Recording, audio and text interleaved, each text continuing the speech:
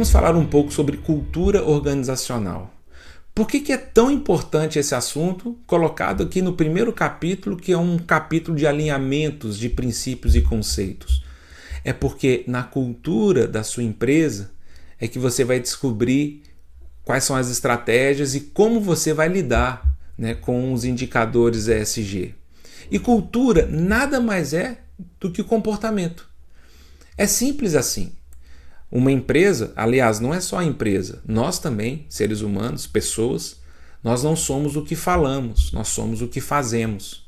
Uma empresa, ela não é definida pelo referencial estratégico que nós vamos ver um pouco mais para frente, definindo missão, visão, valores, como alguma coisa externa em que você faz de qualquer jeito e não existe nenhum tipo de bússola moral e isso não dialoga com os valores pessoais dos fundadores de uma empresa. Então, não adianta a gente falar, por exemplo, que nos nossos valores as pessoas estão em primeiro lugar, se o comportamento, se a forma como a empresa lida com as pessoas não está alinhado com esse valor, com essa verdade. Ele vira uma informação de boca para fora. Por quê? Porque você e eu não somos o que falamos, nós somos o que fazemos. É um conjunto de comportamentos que vai, de fato, demonstrar quais são os valores e qual é a cultura da empresa. Então, muito mais do que um discurso, né, a empresa precisa encontrar um propósito e descobrir e orbitar ao redor dele um conjunto de valores que faz sentido. Encontrando esses valores, então vocês têm um caminho para desenvolver a cultura organizacional. Então, repetindo aqui, um conceito muito simples, mas me parece muito poderoso, é que cultura ela é formada por comportamentos repetidos, incentivados e tolerados ao longo do tempo. As coisas que a empresa, por meio de cultura, incentiva, ela vai definindo, ela vai moldando um comportamento organizacional entre os seus colaboradores. Da mesma forma, atitudes inclusive que nós não concordamos, atitudes que nós reprovamos, mas se não há nenhum tipo de penalidade, se não há nenhum tipo de desincentivo, pelo contrário, há uma tolerância, então esses comportamentos eles também vão sendo moldados na cultura da empresa. Então, um exemplo prático, eu já trabalhei para um patrão que falava assim, olha, toda reunião nossa aqui, se existir mais de 10 minutos de atraso, você não precisa nem entrar na reunião, porque os horários são para serem cumpridos. E isso de fato acontecia. Então, a cultura da empresa exigia essa rigidez e essa seriedade nos horários, né? Um comprometimento com a agenda. Né? Por outro lado, nós temos outras empresas que se marca uma reunião às 10, que acaba começando às 10h40. Então acaba existindo uma cultura na empresa de não olhar muito para o relógio, principalmente se quem atrasa é a alta gestão, né? O dono, a diretoria, marca uma reunião às 10 e ela não consegue cumprir esse horário. Então perceba, o comportamento que é tolerado, o comportamento que é incentivado ou o comportamento que é punido começa a definir a cultura de uma organização. E não se iluda, não existe empresa sem cultura. Pode ser que a cultura de uma empresa seja não ter regras, mas essa é a cultura dela. Não existe uma organização que não é regida por uma cultura. E isso acaba sendo sério para nós, porque a cultura ela não é o que se fala num discurso ou, né, num quadro onde nós escrevemos valores. É o que se permite. Comportamentos que são recompensados, comportamentos que são ignorados, comportamentos que são punidos ou tolerados. É aí que nós vamos começar a definir a cultura organizacional de uma empresa. A pergunta não é se a sua empresa tem uma cultura, mas sim qual é a cultura que você está permitindo que exista. O que se tolera, o que se repete, ele se consolida. Então, à medida que o tempo vai passando, né, a cultura ela vai enraizando e os novos colaboradores e os velhos colaboradores, então, cheios de vício, eles já vão espalhando para todos aquilo que a empresa define como uma cultura, né? Talvez já acontecesse com você. Nós temos alguns chefes, a gente já trabalhou com pessoas que o que todo mundo diz é o seguinte: só faz o que ele te pede se ele te pedir pela segunda vez. Por quê? Porque ele te pede uma vez, você faz com diligência, depois você volta nele falando que você já fez, ele nem lembrava que tinha pedido, e depois fala, não, depois nós olhamos isso. E aí ele pede de novo uma outra coisa, você faz, ele nunca mais cobra, você depois lembra ele e fala, é mesmo. Aí chega uma hora que o pessoal fala assim, cara, esquece. Ele às vezes pede coisas, essa pessoa pede coisas que ela nunca mais vai lembrar de pedir. E aí você só faz então se ela te pedir 2 vezes. Isso é cultura. É cultura de fazer pela segunda vez, é a cultura de fazer de qualquer jeito, é a cultura de não respeitar horários, é a cultura de não respeitar políticas, é a cultura de nem saber qual que é a política da empresa. Isso porque são comportamentos que se toleram, são comportamentos que se permitem. E os comportamentos, uma vez que eles vão se consolidando, eles definem a empresa.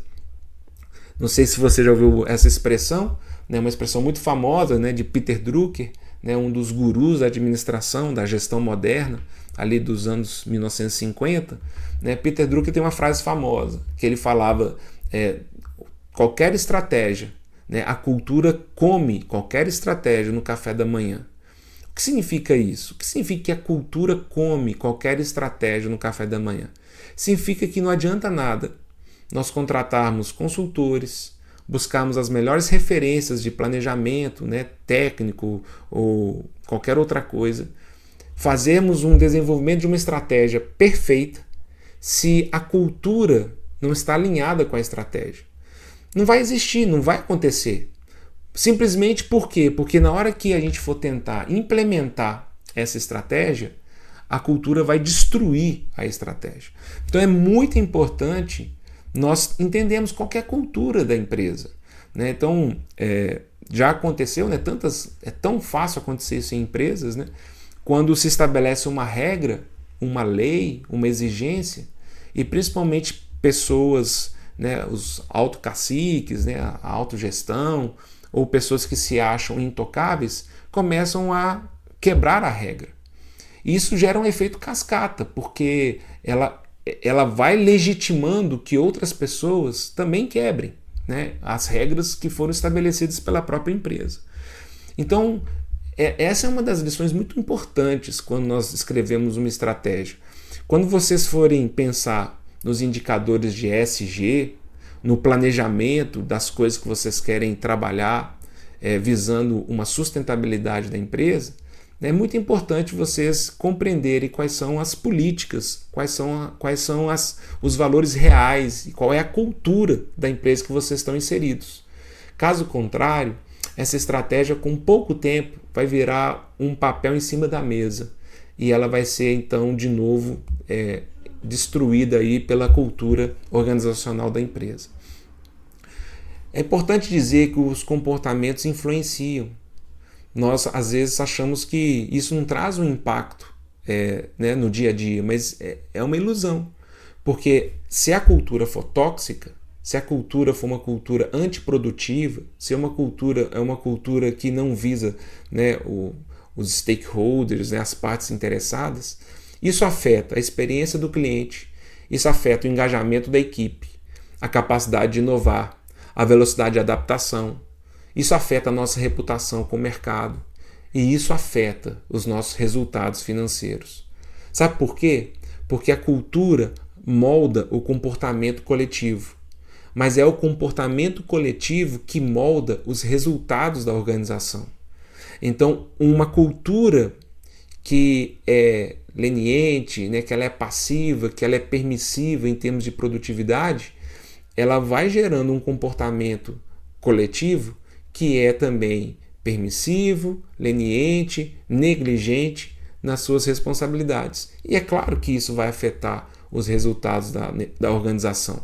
Então, quando pensamos em cultura organizacional, ele é uma das coisas mais nucleares em termos de identidade de uma empresa.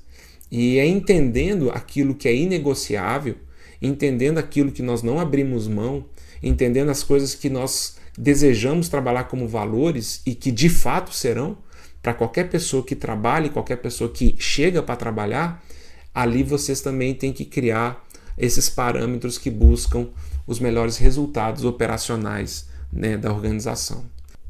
A cultura organizacional, ela possui 3 camadas. Ela tem uma camada mais externa de todos, que é o que as pessoas fazem, e nós chamamos isso de comportamentos observáveis. Nós temos uma camada intermediária, que já fica um pouco subentendida, ela já não é visível, não é absolutamente externa, que são os sistemas e símbolos, que são como que a empresa e os processos comunicam os valores e a cultura da empresa. E nós temos o núcleo, a camada mais nuclear ali, que são as crenças e o mindset, né? Como as pessoas pensam, como as pessoas creem, o que as pessoas acreditam. Vamos ver cada uma delas aqui rapidamente. A primeira, comportamentos observáveis, são o que as pessoas fazem, e é a camada mais visível da cultura. São as ações, atitudes e decisões do dia a dia. É aquele esquema do como as coisas são feitas por aqui. Então, por exemplo, funcionários chegam pontualmente ou com frequência nas reuniões, ou eles atrasam, ou eles faltam. Como que funciona, né, a diligência e a seriedade em reuniões, por exemplo? Chefes escutam suas equipes ou simplesmente impõem decisões? Há colaboração entre áreas ou cada um protege seu território? É cada um por si. Ou pior, né, é cada um contra o outro. Então existe um comportamento observável de rivalidade e competição. A segunda camada, que são os sistemas e símbolos, são os processos e as estruturas que comunicam a cultura da empresa. Então essa camada representa os sinais que a organização envia por meio de suas políticas, estruturas, recompensas e símbolos. Por exemplo, um sistema de avaliação que só premia resultados individuais, mesmo quando a empresa diz valorizar o trabalho em equipe. Um escritório onde a diretoria tem salas privadas, luxuosas, e o resto da equipe trabalha de uma forma apertada, mesmo tendo a empresa um discurso de horizontalidade e que todos são iguais. E a falta de um canal de escuta para colaboradores, mesmo falando que é uma empresa que investe na transparência. A empresa não tem um canal de denúncia, com uma estrutura de anonimato, a empresa ela não dá feedback, ela não apresenta para o seu colaborador, um plano de carreira, mas ela diz que ela valoriza e gosta muito dos seus funcionários. Então perceba, os sistemas e os símbolos acabam definindo bastante, nosso conjunto de crenças. E aí chegamos na terceira camada, que é a mais interior, é onde de fato é a encrenca, onde dali tudo emerge e tudo influencia, que são o que as pessoas acreditam e sentem. É a camada invisível e profunda, que são as crenças que orientam decisões, ainda que não são ditas. Esses mindsets, ou seja, esse mapa mental, essa configuração da nossa mente, elas se formam com o tempo e são baseadas em experiências passadas e são muito difíceis de mudar sem um trabalho intencional.